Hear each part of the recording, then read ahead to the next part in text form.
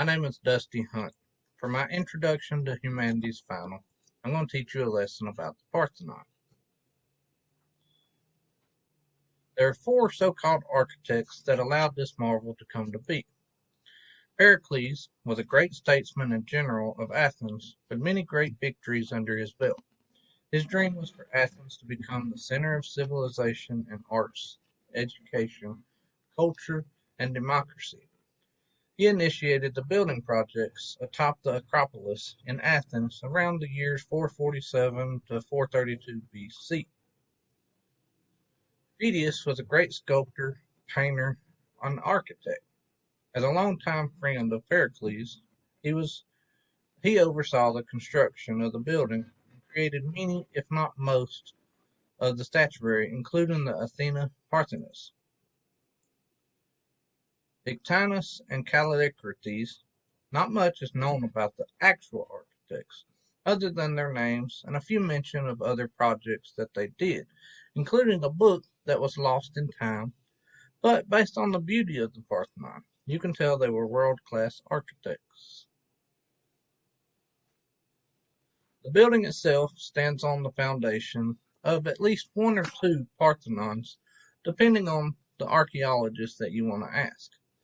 These previous Parthenons were destroyed around 480 BC by the Persians.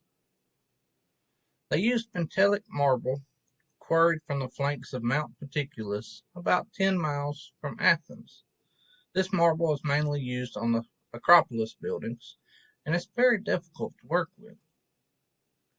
The Parthenon was designed around the Doric order and is probably the best example of this order. The Doric order is most easily recognized by its plain, unadored columns that rest directly on the stylobate. Now, measuring at the stylobate, the Parthenon is approximately 220 by 100 feet, and it has an internal cella. Now, the Greeks used this room to put their idol, or the icons, the statues of them. When it's measured, it's around 97 feet by 63 feet. On the outside, there's 46 columns. The inside has 23 columns. Each of these columns are about 6 feet in diameter and 34 feet tall. The sculpture all around the Parthenon is tied into Athenian history.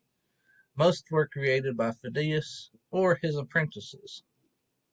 There are 92 metopes, which are the spaces between the triglyphs on a Doric frieze. These depict famous battles. The east and west show the mythical battles of the gods versus the giants and the Amazonians versus the Athenians. The south shows the battle of the Lapis and Theseus versus the centaurs, while the north shows the fall of Troy. The frieze, which is probably the most characteristic feature of the temple, is a broad horizontal strip of sculpted or painted decoration. Now, this particular frieze was designed around the outer wall of the cella. It varies in interpretation, but most commonly is thought to show a version of the Panathenaic procession. The triangular gables, or the pediments, of the east and west show two very important scenes for Athena. The east is the birth of the goddess, where she popped out of Zeus's head fully grown. Now, the west shows her competition with Poseidon for the patronage of the Athenian citizens. The Athena Parthenos, which was the centerpiece of the Parthenon, was actually lost in history. It's shown today in many replications. The sculptor Phidias made the colossal chryselephantine sculpture, and it remains one of the most impressive pieces of art today.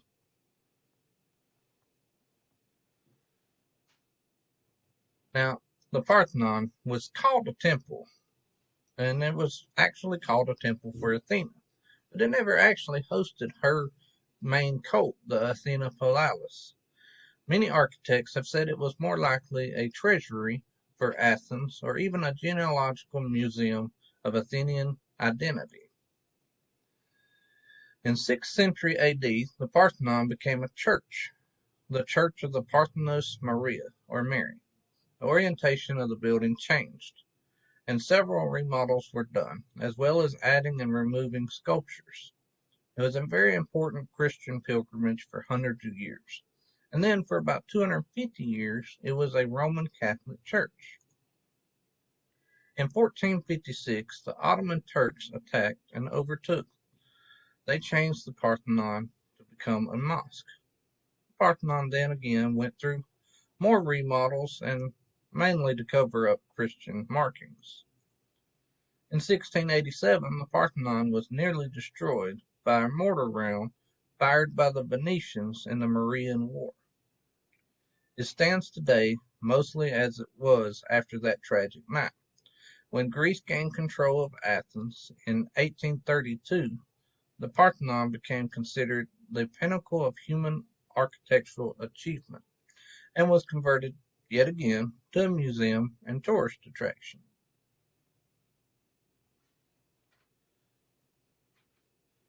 As we learned in the Battle of Antiquities assignment in 1801, the British ambassador, Earl of Eglin, obtained a questionable edict from the Sultan and removed several sculptures from the Parthenon.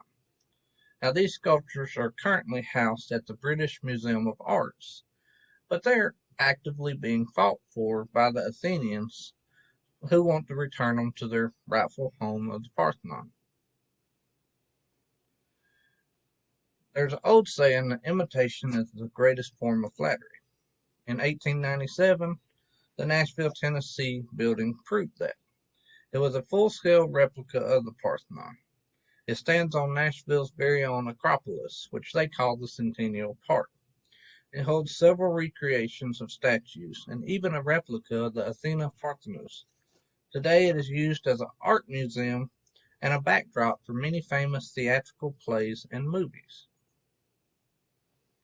In conclusion, the Parthenon, in its almost 2,500 years of existence, is the standing representation of humanity. It has saw the rise and fall of civilizations and empires, has housed many different religions, and brought wonder and amazement to billions of people. Now, for a building of this age, built this long ago, you'd be hard pressed to find a better option for the study of humanities.